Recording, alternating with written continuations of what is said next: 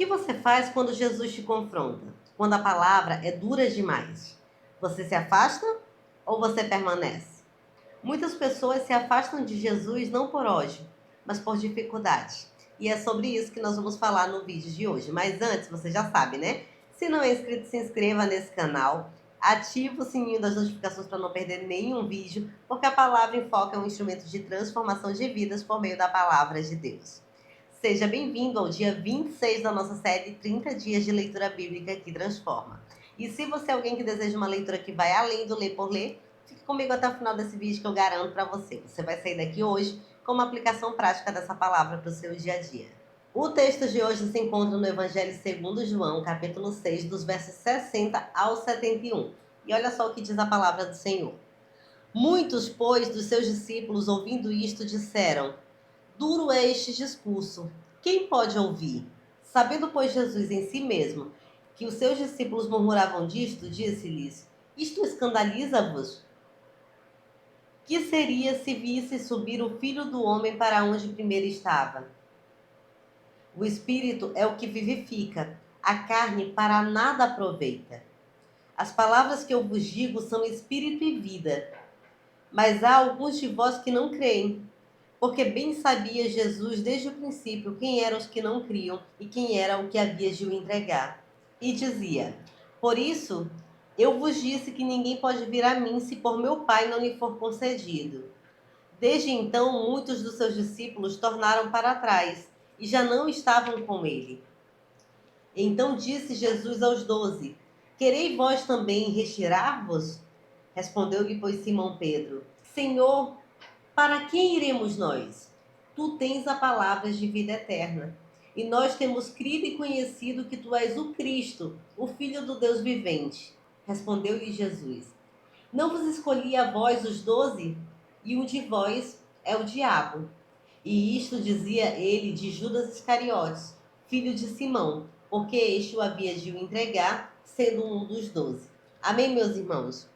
Após multiplicar pães e peixes, Jesus atraiu multidões, mas o objetivo de Jesus nunca foi atrair fãs, e sim discípulos. Então Jesus faz um discurso muito firme. Ele diz: eu sou o pão da vida. Quem comer da minha carne e beber do meu sangue tem a vida eterna.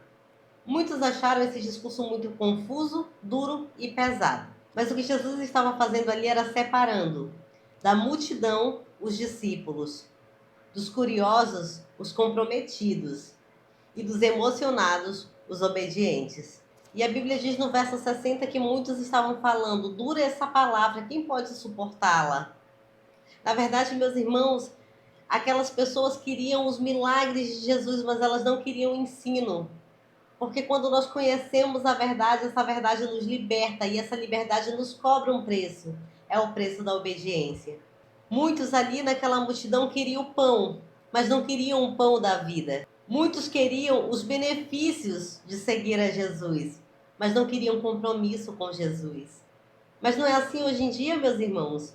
Muitos até gostam de Jesus, gostam da palavra, mas quando Jesus confronta o seu estilo de vida, eles se afastam da presença do Senhor. Meus irmãos, essa palavra ela é muito atual. Quantas pessoas vão para as igrejas hoje, para os templos, para as casas de oração, se emocionam com o louvor, se emocionam com a palavra pregada, choram, transbordam pelos olhos aquela emoção toda. Mas na hora que sentem verdadeiramente o peso da palavra nas suas vidas, elas simplesmente desistem do caminho. Elas simplesmente abandonam o seu propósito. Jesus nos ensina nessa palavra que o compromisso que nós assumimos com Ele exige responsabilidade, meus irmãos. Jesus, percebendo que aquelas pessoas estavam se escandalizando, ele diz que a sua palavra é espírito e vida. A palavra de Jesus é vida, meus irmãos, não é peso. A nossa carne não serve de nada, meus irmãos. A nossa força não vale de nada, meus irmãos. O nosso entendimento humano não vale de nada, meus irmãos. Deus age em nós e por meio de nós é pelo Espírito. O Espírito que o próprio Pai nos deu. Ou seja, meus irmãos, o problema daquela multidão não era o ensino, mas era a dureza dos seus corações. É o mesmo mal do nosso século. O problema, meus irmãos, não é o ensino da palavra, mas é a dureza do coração do homem. Mas quando Jesus falou aquela palavra, ele sabia exatamente quem ficaria e quem se afastaria. Hoje, quando Jesus nos chama, ele sabe exatamente quem vai ficar, quem vai permanecer, quem vai dar frutos e quem vai se afastar da presença dele. E o verso 66 é um dos mais tristes dessa mensagem. Olha o que fala. Desde então, muitos dos seus discípulos tornaram para trás e já não andavam com ele. Muitos decidiram abandonar a Jesus, meus irmãos. E não foi por falta de milagre, não foi por falta de amor, mas foi por falta de rendição. Então chega um momento em que Jesus fala para os 12 discípulos: então vós quereis também retirar-vos? Esse é o ponto decisivo da nossa caminhada cristã, meus irmãos. Jesus chama, ele convida, mas ele jamais vai forçar você. A fé, meus irmãos, é real, mas ela passa pela decisão de ficar. E sabe o que Pedro faz? Ele declara o maior testemunho de fé que um ser humano pode declarar na presença de Jesus. Ele diz: para quem iremos nós? Pois só tu tens palavras de vida eterna. E nós temos crido e conhecido que tu és o Cristo, o Filho de Deus. Que coisa mais linda. Pedro não tinha entendido tudo, meus irmãos. Ele não sabia de tudo e ele não era perfeito. Mas ele reconheceu algo que é grandioso e que eu e você precisamos reconhecer. Somente em Jesus nós temos vida e vida em abundância. Judas é o exemplo do que fica, mas que não crê. Judas até permaneceu, mas ele não pertencia. É possível, meus irmãos, estar perto de Jesus e ainda assim não ser dele. E é por isso que nós precisamos estar vigilantes, é por isso que nós precisamos tomar cuidado. E aqui, meus irmãos, nesse texto nós entendemos 4 personalidades. Os que seguem a Jesus por interesse, aqueles que o abandonam quando são confrontados, outros que permanecem porque encontraram em Jesus a vida, e os que permanecem, mas que na verdade nunca entregaram a sua vida a Jesus. Quem é você nessa situação? Seguir a Jesus, meus irmãos, nos exige rendição. Toda fé passa pelo teste do confronto. Obediência é a verdadeira prova de fé. Permanecer, meus irmãos, é a marca do discípulo real e verdadeiro. Só Jesus, meus irmãos, tem a palavra de vida. Deixar ele nunca será uma opção para nós. Em qual grupo você está? No que reclama? No que permanece? No que desiste? Ou no que finge?